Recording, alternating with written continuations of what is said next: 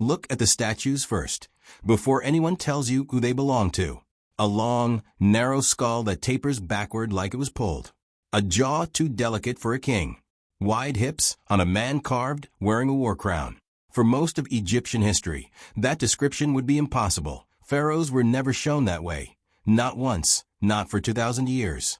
Then one king broke every rule of how a ruler could be drawn, and for over 3,000 years, nobody could fully explain why.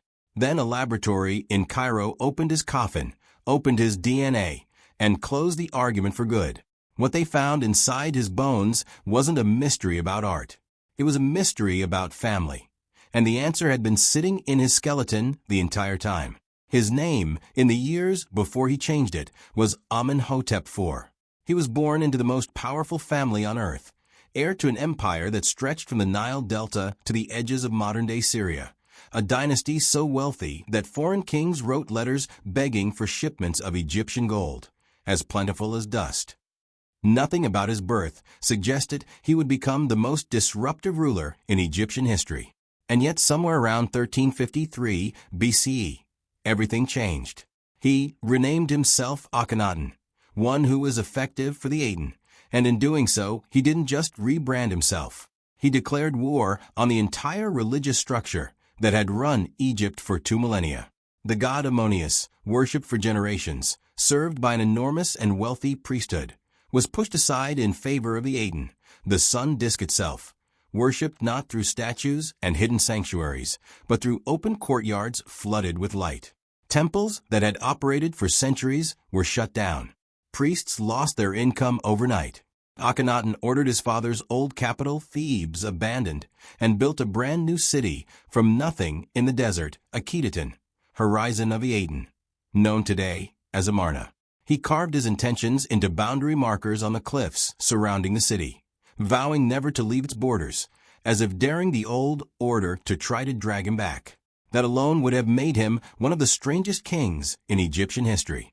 But it isn't why modern scientists spent 2 years designing a study just to understand him. Egyptian royal art had rules, and those rules weren't about taste, they were sacred law. A pharaoh was carved as the gods intended him to look. Powerful, symmetrical, ageless, a living embodiment of divine order called Mot. Bodies didn't sag. Faces didn't show strain. For nearly 2,000 years, that formula never changed.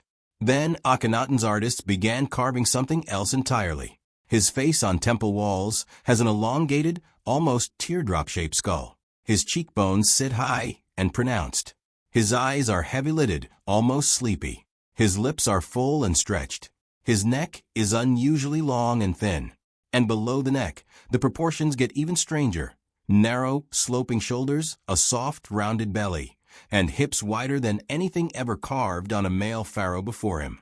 Wide enough that early archaeologists genuinely debated whether some of the statues depicted a woman. It wasn't a one-time artistic accident. It's everywhere: colossal statues at Karnak, relief carvings throughout Amarna, even depictions of his family. His wife, Nefertiti, and his 6 daughters are drawn with strikingly similar stretched skulls and soft, elongated features, as though the entire household shared one unusual body type.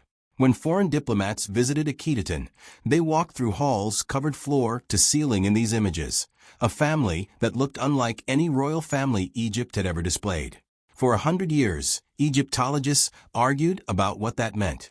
Some thought it was purely symbolic, a way of showing the king as a being who contained both masculine and feminine creative power, blurring gender the way the god Aten was said to encompass all forms of life. Others thought it was pure political theater, a visual break from the old gods meant to announce that everything, including the human body, was being redefined under the new religion. And a smaller, quieter group of researchers thought something simpler and much less comfortable, that the art wasn't symbolism at all, that it was observation, that the artist had simply been ordered, for the first time in Egyptian history, to draw the king exactly as he really looked. The evidence needed to settle that argument wasn't sitting in a museum gallery. It was buried in a badly damaged, hastily assembled tomb in the Valley of the Kings, catalogued simply as KV 55. When British archaeologists opened KV-55 in 1907, they found a scene that looked less like a royal burial and more like a cover-up.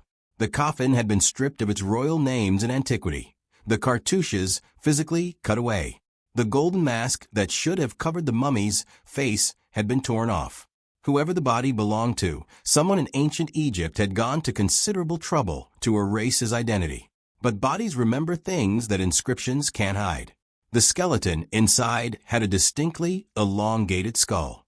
Its build was slender, almost delicate. For decades, physicians and Egyptologists picked the bones apart looking for a diagnosis that would explain both the skeleton and the strange Amarna art style. Marfan syndrome was proposed, a genetic disorder that produces unusually long limbs and a narrow frame. So was Froelich syndrome, associated with fat deposits and underdeveloped features. Some doctors suspected a hormonal disorder affecting the pituitary gland. Others floated gynecomastia, a hormonal imbalance that can cause male breast enlargement, to explain the soft chest shown in the reliefs. And a persistent camp of scholars insisted none of it meant anything medically at all, that the entire Amarna style was simply an artistic convention, a kind of royal shorthand for divinity, and the real Akhenaten had looked like any other king. Every theory had a weakness. Every theory had defenders. And without hard genetic evidence, there was no way to settle it, just competing guesses built on a badly damaged skeleton and centuries-old artwork. That changed with a research effort led by Egyptian archaeologist Zahi Hawass and geneticist Yehi Agad, working with Egypt's National Research Center and the Egyptian Museum in Cairo. Their goal was ambitious and, to plenty of skeptics, borderline reckless. Extract usable ancient DNA from royal mummies that had spent 3,000 years baking inside the Egyptian heat, conditions long considered close to a death sentence for preserving genetic material. It took roughly 2 years just to build a study rigorous enough to survive the criticism that was certain to follow. The team selected 11 mummies connected, directly or by long-standing scholarly suspicion, to the royal family of the late 18th dynasty. Among them, Tutankhamun, the boy king whose golden burial mask had made him the most recognizable face of ancient Egypt. The KV-55 mummy, still unidentified with certainty. An unnamed female mummy from a side chamber of a nearby tomb, known only as the Younger Lady, her face deliberately smashed in antiquity, and several others spanning multiple generations of the royal line. To avoid contamination and preserve the fragile DNA, researchers worked only with samples pulled from teeth and dense bone, where genetic material is best protected from the elements and from centuries of handling.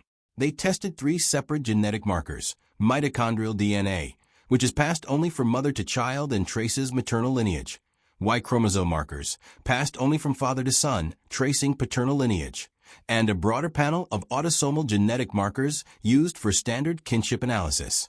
The same basic method used in modern paternity and forensic testing. Every result was run blind and repeated independently before anyone was willing to call it confirmed.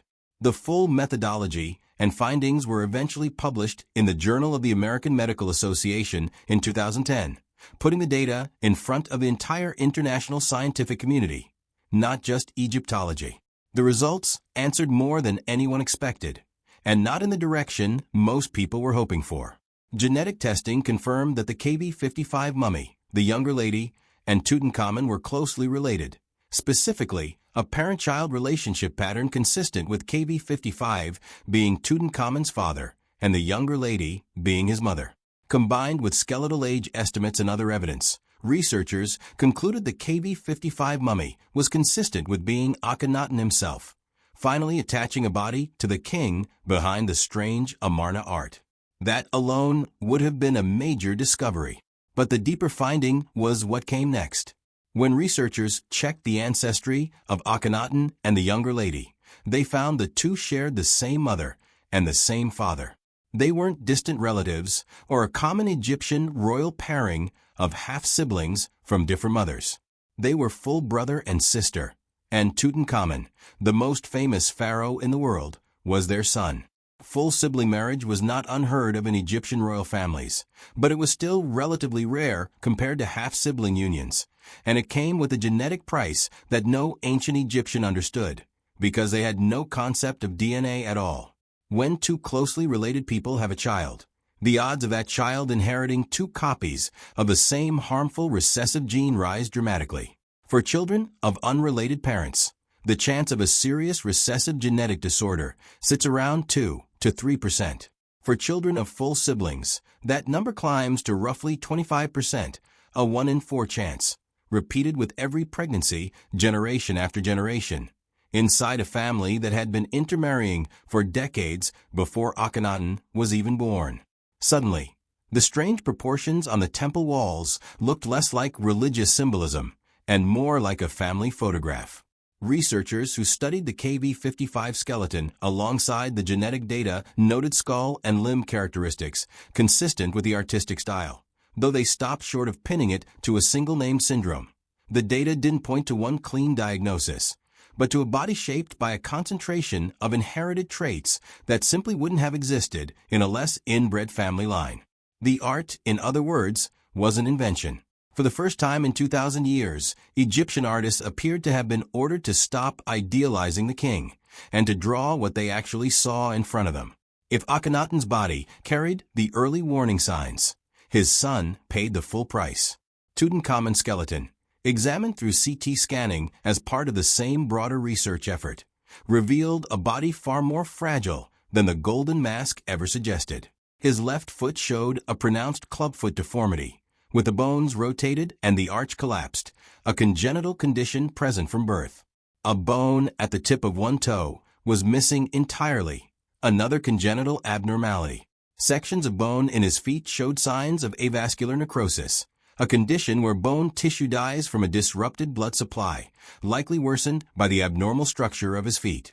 His spine showed mild curvature, and CT imaging of his skull revealed a cleft in the roof of his mouth, a condition that would have affected his speech and made eating more difficult. The tomb itself backs up what the bones describe. Excavators recovered more than 130 canes and walking sticks buried alongside Tutankhamun, several showing where patterns consistent with regular use, not ceremonial display. A king remembered by popular imagination as a chariot-riding warrior appears in the physical record, to have needed support simply to walk. Genetic testing on tissue samples also detected DNA from Plasmodium falciparum, the parasite responsible for the most severe and deadly form of malaria, and evidence suggested multiple infections over time, with an active infection present near the time of his death. Combined with his skeletal issues and a body already compromised by inherited conditions, researchers proposed that a combination of malaria and complications from his leg problems likely contributed to his death at around 18 or 19 years old. He was Egypt's most photographed pharaoh, more recognizable today than kings who ruled twice as long and conquered far more territory, and the science suggests he could barely stand without help.